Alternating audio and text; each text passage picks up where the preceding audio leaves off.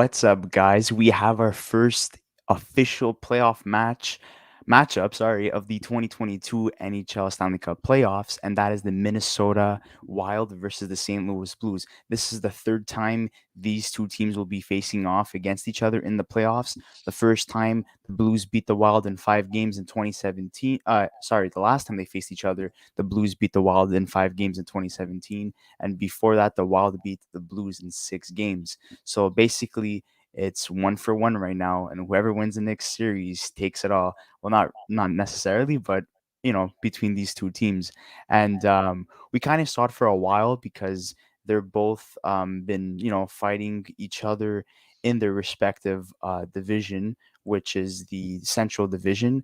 Minnesota's currently second place. St. Louis is third. They're just gonna fight for home ice right now. My prediction is that I think Minnesota is gonna get the home ice advantage, but does it necessarily matter? Some people believe yes, it does. Some people do not believe that it matters. Honestly, I'm not a believer about home ice. I think it could work against you and it could work for you. For me, I just look at the two teams, and right now, I know you can't really compare the regular season to the playoffs, but this season, Minnesota versus St. Louis, they have gone 0-1-2, and the St. Louis Blues have gone 3-0-0. So right now, it looks like St. Louis are the current favorites to win the series. Uh, well, listen, I think it all comes down to the goaltending. Honestly, on this That's one, true. Huso has been playing like insane hockey right now, but he's never played in the playoffs before. And can If, playoff Bennington and show up? I don't know. I don't know if that's gonna happen either. Like if Huso wouldn't have performed the way he's been performing this season, like if he would have like let's say not developed into what he is right now, I don't I see this would have been a clear win for Minnesota. Honestly, it's all up to Huso. If Huso could play perfect hockey, the teams are pretty evenly matched. I think it comes down to the to This is goaltending. gonna be a matchup that I believe is gonna go to 6 to 7 games. They're so evenly matched up, but for me, I think Minnesota has the edge in terms of goaltending because Marc-Andre Fleury, Yeah. the key factor. But I know a lot of people are gonna say, well, when he won 2 out of 3 Stanley Cups, he was not the starting goaltender. That was Matt Murray, and Well, he no, only he won. won two Stanley Cups as a starting goaltender. Or well, I mean, he went to two Stanley Cup Finals as a starting goaltender versus Detroit twice, starting both Oh, years. yes, yes, but they lost one, they won one, Yeah. and then the 2 other times, once against, Nashville, and the other time, I actually do not remember. Oh, against San Jose, um, and, they won both times, but he was not the starting goaltender, it was Matt Murray. Actually, people say that Fleury is not that great in the playoffs. We've seen it Well, last listen, year. he went to the Stanley Cup Finals with the Vegas Golden Knights Yeah, and lost against the versus Washington Nashville. Capitals, Versus and Washington Capitals. Sorry. yeah, Yeah. so I mean that was fantastic on their end. So I mean, look, you look at this team. So let's move away from the goaltending. We already know who wins in terms of the goaltending. We both agree that it's Minnesota with Cam Talbot and Fleury. Well, I mean, In unless Huso plays the way he's been playing right, like Yeah, or playoff Bennington shows up, then I would say that St. Louis has the edge. But right now, it's and and the funny part is that both teams are uh, constructed in terms of having a 1A, 1B goaltender. They don't have a clear starter. You have Fleury and Talbot that, they're both technically starters, and you have Husso and Bennington that technically are both starters. And I think uh, they're going to decide on their first goaltender, right, to start the series. But let's say if that guy does not perform on both ends of the ice, there might be a change. And all four of these goalies are capable of being a starting goaltender, especially in terms of the playoffs. So that's an interesting case. But I think you agree that Minnesota has the edge because whoever has Marc-Andre Fleury clearly has the edge. In terms of like offense, you have Tarasenko, Thomas, sorry, Pavel Buchnevich, Jordan Kyrou, Braden Shen, yeah. See, that's the Ian thing. Barbashev, David Perron, Ryan O'Reilly, Brandon Saad. When You it know, comes to offense, St. Louis is clear. I think they're. They're Yeah, and they're I more agree. I agree with that as aggressive, well. better scoring, better And playmaking. then you look at Minnesota. You have Kaprizov, Zuccarello, Fiala, Hartman, Goudreau, Eriksson Ek, Marcus Foligno. Um, they're all playing great. But the thing is that St. Louis, especially guys like David Perron, Ryan O'Reilly, have a lot of success in the playoffs. They've gone deep into the playoffs. They've done with upsets in the playoffs. I mean, on St. Louis's end, um, they have the playoff experience. They're veterans, and having a guy like Tarasenko finally at full health this season, especially the way he's been playing, which is like fantastic hockey. Um, St. Louis has the edge, and then you have guys like Robert Thomas and Jordan Kyrou and Ivan Barbashev who stepped up this year and could be Did you mention phenomenal. Buchnevich, by the way? Yeah, Buchnevich is the new Okay. addition, but I'm Yeah. talking about like the standouts this year on St. Louis, the guys that like really elevated their game that came from the organization. You have Robert Thomas, Jordan Kyrou, and Ivan Barbashev on offense. So like in terms of St.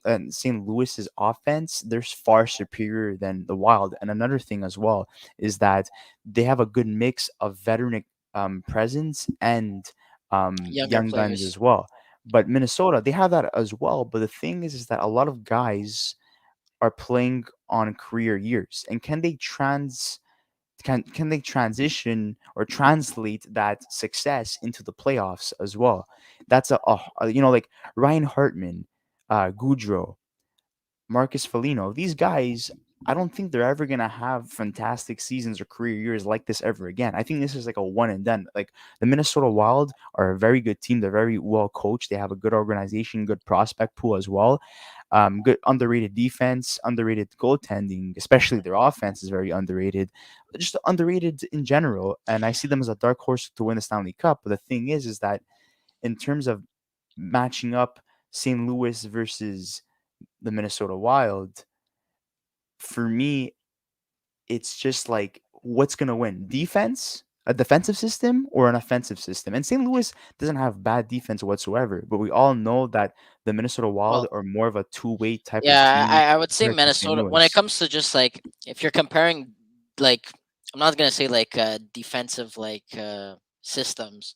I wouldn't compare the systems, but if we're comparing like the defensemen on Minnesota's team compared to St. Louis, Minnesota I find has the way better defensemen. Spurgeon is insane. Matt Dumba is great. Um, Jordy Ben gets crapped on a lot, but he's playing okay hockey for the minutes that he plays. They just signed. He played with the Habs last season. John He Merle, looks like a truck he's been driver. underrated as well. Yeah, Um, Jonas Brodin, Spurgeon, Matt Dumba, Goligoski, like yeah. a Like these are lot of some veteran presence, solid guys. but it's solid. They're solid. They're And vets. if Pietrangelo was still with the St. Louis Blues, I think it would be a different conversation. I still think they don't have like that same caliber of guy. Yeah, they have Torrey Krug, but it's not They added Nick Pietrangelo. Leddy, and they didn't like Yeah, necessarily like give a boatload in terms of assets, but that was not the guy they needed. They needed more of a Ben Sherratt. They needed more of yeah. a Jacob Chikrin. They needed a They guy, needed a guy who could hit, and like a a bigger guy with a two-way presence. presence, Yeah, good defensively, but also good offensively. Nick Leddy, I see him more of an offensive presence.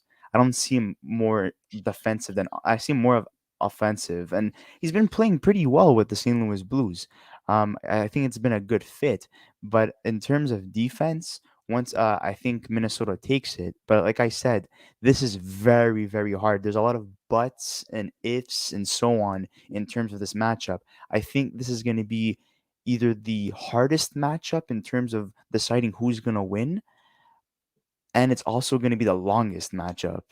And like the fact that they've been so tight, in the season in terms of the Pacific, the Central Division, you could already tell that this is going to be a long series, and especially that both these teams are very well balanced, and they're both teams that I think that they match up very well against each other. There's no like one team that has the clear edge over the other team. They both have a beautiful mix of veteran presence and young guns as well. Like you have Matt Boldy, Kaprizov, But uh, see, here's the on the thing Minnesota that's Wilds too. here's the thing that might hurt the Minnesota Wild. They have a lot of guys that it's they're young, so they don't know what it's like to lose in the playoffs. And I feel like if they lose like the first two games, I feel like they might not give up, but like like I guess feel discouraged, and then that would cost them like the series.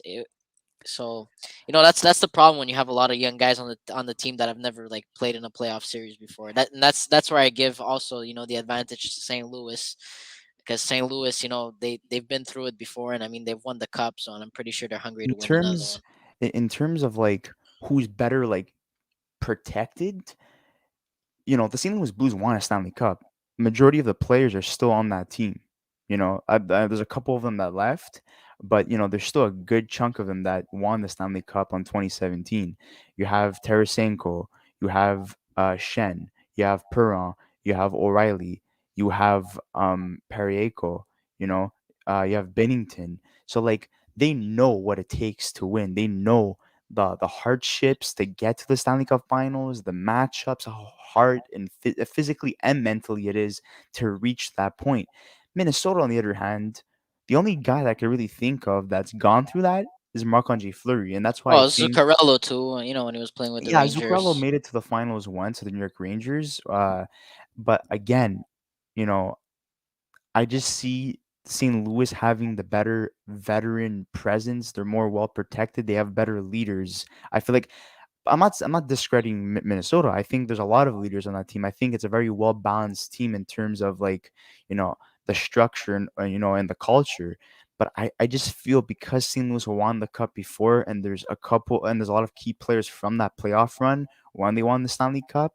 I think um I think St. Louis has the edge in terms of like, you know, getting to the next level in terms of, you know, mentally and physically because they have guys who, you know, won the Stanley Cup and they've gone through a lot of crap as well. But again, there's a lot of question marks in terms of goaltending, in terms of like also their depth as well. Both teams have fantastic depth on defense and on offense. The thing is that let's say if the top six doesn't show up, can that depth take over and help them, you know, propel themselves to get to the next round? You know, again, this is very, very hard to break down, and there's no clear winner in terms of like who I would decide goes to the next round.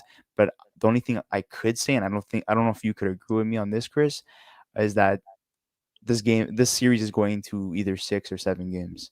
Yeah, it's I think it's the most evenly matched uh, like matchup so far. I mean, I don't know who Colorado is going to be playing, or Calgary so far. I don't know if anybody's like officially clinched towards the I mean, there bottom. I could think always they're be waiting. upsets as well, you know, like There could be upsets, but I mean, in this case, I think whoever wins, it's not really an upset, right? They're evenly matched. So, but honestly, I do deep down, my gut feeling. I'm a big defense first kind of guy, so I think Minnesota's gonna take this one. okay, so we already have your pick in. Yeah. As on my stance, I don't have an answer. I don't even want to say something because I don't want to get shot on or anything.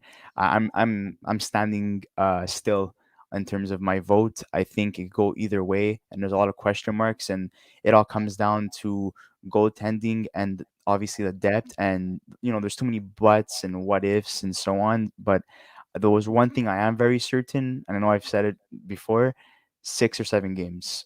Mark my words. That's the only thing I have in terms of like gut feelings. That I'm 100% certain that this is going to be one of the longer series and one of the most exciting series as well. It's I think at one point, you know, it's going to be like they're gonna like a team could win 2 games in a row, and the other team is gonna end up like catching up and and like having the edge after, and then the other team's gonna be in a situation where the series is like 3-2, and it's like, oh my god, you know, we had 2 chances to win, and now we're down, you know, and then they're gonna win, and then maybe there's gonna be I mean, then there's gonna be a game 7. There's so many ways this could like pan out, and this is very exciting. We're gonna continue this series as more match playoff matchups are confirmed. This is the first playoff matchup, so St. Louis versus Minnesota, book it. We just need to decide who gets the home ice.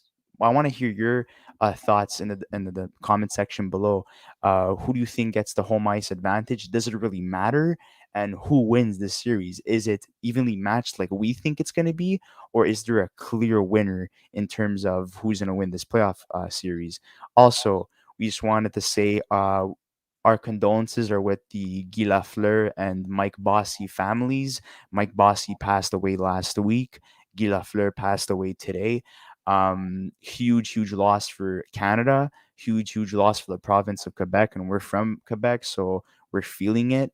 Two fantastic legends. We don't want to make a separate video because we didn't want to, you know, kind of milk the fact that these two guys passed away, but we just wanted to mention it in this video. We all saw it coming in terms of Guy Lafleur, Mike Bossy. That was more of a shock. We only found out towards the end that he was not doing too well, but we just wanted to say our condolences to those two absolute legends, people who witnessed them in the 70s and 80s. That must have been spectacular. Unfortunately, we did not get the chance to, but their presence in the community, was really, really hard. Felt, especially Mike Bossy working for Tivia Sports, and Guy Leffler being a part of the Montreal Canadiens organization as an ambassador, if I'm not mistaken. And it's a very sad day, and we just wanted to say our condolences to them on behalf of the Young Guns podcast. And we have an interesting, load of videos coming up. Playoffs are coming up, so look out for that. Yeah, expect an LA video and expect a Las Vegas video. Oh yeah. The Vegas video, it really depends on if they make the playoffs or not. So there's two types of videos we're gonna make, but it's gonna be a surprise. But all we're gonna say is keep an eye on the standings because you're gonna have a clear idea of what type of video we're gonna be making about Vegas. So thank you so much, guys, and we'll see you on the next episode. Have a nice night.